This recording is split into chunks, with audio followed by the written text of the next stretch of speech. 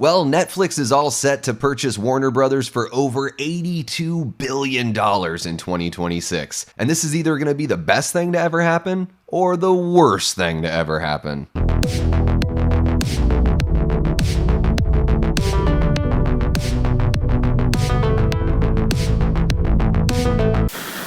Welcome back to the channel, everyone. Davey, Deathray here, and welcome to a very special edition of the horror news. Now, this news covers a lot more than horror, but we're going to focus on that side of it because that's what we care about. I'm sure a lot of you have heard about Netflix being all set to purchase Warner Brothers here in 2026, and we all have our questions, what does this mean for theatrical releases? What does this mean for physical media? What does this mean for my favorite horror franchise? Maybe my favorite show? Are those at risk now too? Are some of the movies that I was looking forward to seeing in the theater, are those just going to go straight to streaming?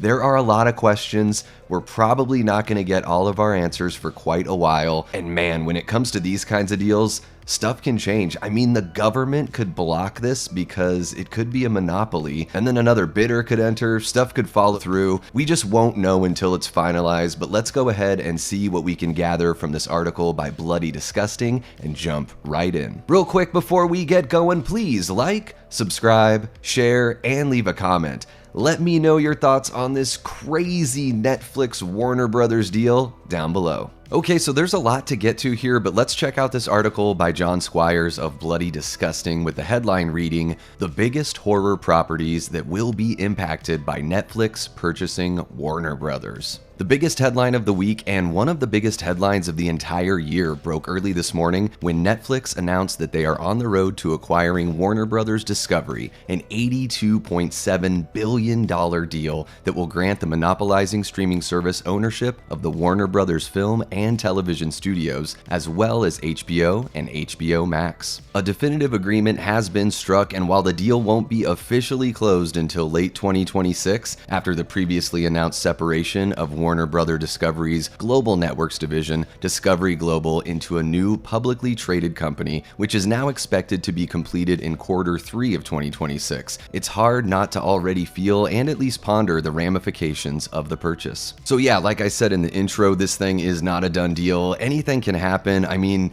technically, I think the government could put the kibosh on the whole thing. Another bidder could enter. I mean, it's a while, so let's just take all of this news with a grain of salt. But I think as audience members, it's good to just kind of prep ourselves, educate ourselves, and get an idea of, how some of these things kind of work behind the scenes. Netflix announced via press release this morning, quote, "This acquisition brings together two pioneering entertainment businesses, combining Netflix's innovation, global reach, and best-in-class streaming service with Warner Brothers' century-long legacy of world-class storytelling. Beloved franchises, shows, and movies such as The Big Bang Theory, The Sopranos, Game of Thrones, The Wizard of Oz, and the DC Universe will join Netflix's extensive portfolio, including Wednesday, Money Heist, Bridgerton, Adolescence, and Extraction, creating an extraordinary entertainment offering for audiences worldwide." Ted Sarandos, the co-CEO of Netflix, says, quote, "Our mission has always been to entertain the world. By combining Warner Brothers' incredible library of shows and movies, from timeless classics like Casablanca and Citizen Kane to modern favorites like Harry Potter and Friends, with our culture-defining titles like Stranger Things, K-pop Demon Hunters, and Squid Game, we'll be able to do that even better. Together, we can give audiences more of what they love and help define the next century of storytelling." Now, the most basic things you can expect are that HBO and HBO Max libraries will eventually be rolled into Netflix, while the streamer promises that they, quote, "expect to maintain Warner Brothers' current operations and build on its strengths, including the theatrical releases for films." Netflix, however, is already talking about shrinking theatrical release windows. So what they're referencing here with the talk about shrinking theatrical release windows is this article from Variety where on a conference call with investors and press on Friday, December 5th, the Netflix co-CEO Ted Sarandos noted that the company has released 30 films in cinemas in 2025, though most of those films have had a far shorter theatrical run than those from a typical studio. Sarandos says, quote, "It's not like we have this opposition opposition to movies in theaters. My pushback has been mostly in the fact of the long exclusive windows, which we don't really think are that customer friendly. But when we talk about keeping HBO operating largely as it is, that also includes their output movie deal with Warner Brothers, which includes a life cycle that starts in the movie theater, which we're going to continue to support. However, Sarando suggested that life cycle may soon change, or in his words, evolve. He continues to say, quote, "I wouldn't look at this as a change in approach for Netflix movies or for Warner movies. I think over time the windows will evolve to be much more consumer friendly, to be able to meet the audience where they are quicker. I'd say right now you should count on everything that is planned on going to the theater through Warner Brothers will continue to go to the theaters through Warner Brothers, and Netflix movies will take the same strides they have, which is some of them do have a short run in the theater beforehand. But our primary goal is to bring first run movies to our members because that's what they're looking for." Okay, so there's a lot going on between these two articles, and instead of just saving all my editorial until the end, I figured I would jump in and kind of give you guys just how I'm feeling about everything we've read so far. So now in the Variety article with the Ted Sarandos quotes, those sound like politician talk. Sometimes I call it coach speak.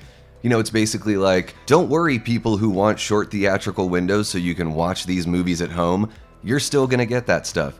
And don't worry people that are concerned about the movie theaters dying, because we're still going to put all those movies out in the theater so you can go have that theatrical cinema experience. And I'm guessing it's somewhere in the middle. I wouldn't be surprised if things changed. I would not be surprised at all if they really are interested in shrinking those windows. And this is how I feel about that. There's a lot of talk out there where people are like, you have to go to the theaters, you have to support them or else movies are going to die and theaters are going to die. But that's not really the deal. The agreement is they have to create a product that makes us want to spend our money. And not just spend our money, but leave the comfort of our homes, spend a lot more on buying snacks at the theater, paying for our entire families to go to the movies as well. And then you take in this whole, comfort of home thing. I mean, 50-inch, 60-inch, 70-inch TVs, people with projectors, being able to pause the movie so you can go to the bathroom, being able to make your own snacks at home and spend a quarter of the cost doing so. I mean, really, the onus is on the theaters to provide an experience that is world-class and one that you can't get anywhere else. And that includes the way people behave in theaters. It's been pretty bad. It's been a steady decline for some time, but I think a lot of people have noticed that, since the pandemic, it's gotten really bad. I mean, every time I go to a movie, I'm kind of hoping that I'll be the only person there, maybe a couple other people. I try to go in the middle of the day. When I saw Jaws in 3D, I was the only person, and it was amazing. But earlier this summer, I went and saw Jurassic World Rebirth at a pre-screening. It was one of those screen unseen screenings. And the theater was packed, completely filled, and there was a guy 2 rows in front of me watching mixed martial arts on his phone, and I tried to do my best, but I still had to shout down at him to turn off his phone. I'm sure you guys have much worse stories. In fact, jump into the comments section. Tell me your most recent or most memorable bad theater experience story. But yeah, I mean, I am concerned about these windows shrinking because once people realize that, I can just wait like 4 weeks and I can watch it at home, then you're you're cutting the legs out from under these movies. That's why it's one of the reasons why movies do underperform. There's a ton of reasons why. I'm actually putting together something that's basically how to save Hollywood. So there's a whole bunch of reasons why, but definitely when you start basically teaching or conditioning your audience to know that within 3 to 4 weeks they can just rent the movie for $15 or something at home, they're just gonna do that. And then there's the question of physical media. Like, I'm not a physical media purist. I do really like it, but I'm not in the position where I can buy everything that gets released. However, I've got a lot of friends that, they live by their physical media, and I totally get it. A lot of people on YouTube that love movies and talk about horror are also really big physical media people as well. And so, when these movies are getting released like Del Toro's Frankenstein, the big question was, oh my God, are we ever gonna get a physical copy? And yes, they told us that we are gonna get one for Frankenstein, but that's not the case with every single movie that goes straight to streaming. And then the last thing here, this is the selfish part. When I see that Evil Dead is part of this whole deal, I'm like, oh my god, don't make these movies go direct to streaming. I know Evil Dead Burn is planned to have the theatrical release. Sarando says here that all the stuff that's already planned is going to go as is. And this deal looks like it won't be finalized until the third quarter of 2026. So Evil Dead Burn should be safe with that theatrical release date. But what about the next one? What about the Francis Galuppi Evil Dead movie? These are the kinds of experience that I want to have in the theater, so I hope they can find a happy medium, and I know that they're not going to please everybody completely, but I hope we can have some compromise here, and the folks that want to stay at home can do that, and then us cinema hounds can go to the theater and hope that we're the only ones in there so crunchy nachos don't ruin the experience. But hopping back on over to Bloody Disgusting to see what John Squires thinks, he writes, "Horrifying?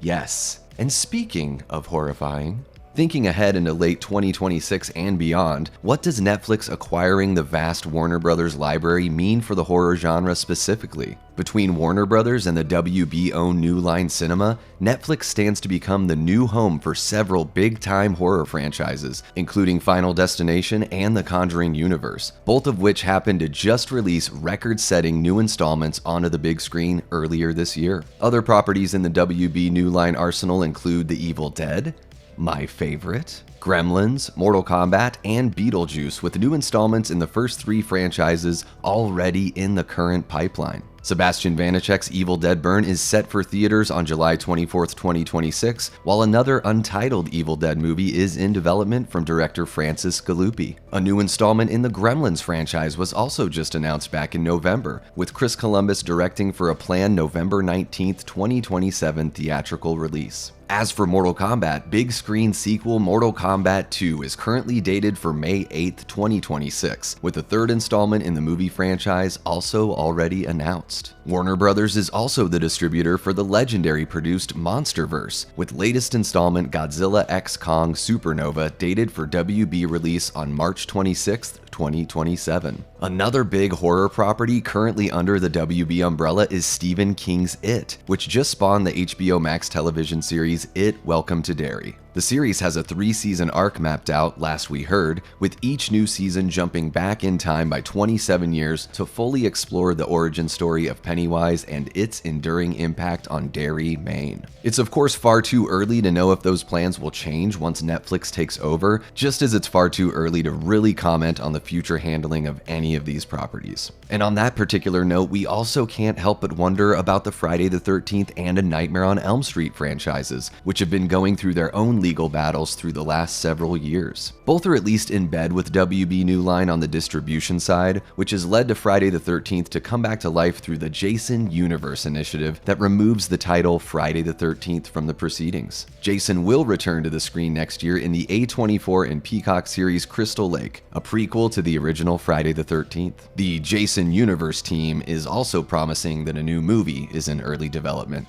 Yeah, I'll believe that when I see it. And then there's A Nightmare on Elm Street, which hasn't shown a sign of life in 15 years now. As Bloody Disgusting reported way back in 2019, the US rights to A Nightmare on Elm Street reverted back to Wes Craven's estate, while Warner Brothers New Line Cinema continues to own the international rights to the franchise and its iconic killer, Freddy Krueger. Robert Englund told IndieWire just last month, quote, "There are so many people involved who have a piece of the action. When Wes passed away, he left an awful lot of rights to his estate. He has many, many rights that he worked out between character titles and names and plot and things like that. New Line Cinema obviously has a big hand in it. And much of that was surrendered to Ted Turner, then went to Warner Brothers. So Warner Brothers has a huge piece of it. But for now and through much of next year, as WBD CEO David Zaslav wrote in a memo to staff this morning, quote, until the transaction closes, WBD and Netflix remain separate companies. And of course, you can keep an eye on Bloody Disgusting as John Squires closes out the article by saying,